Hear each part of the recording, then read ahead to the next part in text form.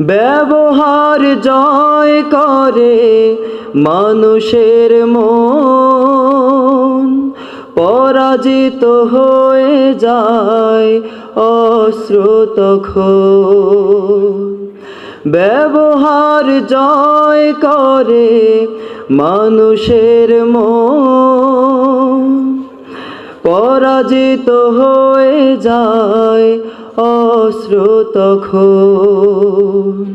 বিনয়ের অফুরান শক্তি আছে, পৃথিবী ঋণী হয় ঠিক তার কাছে।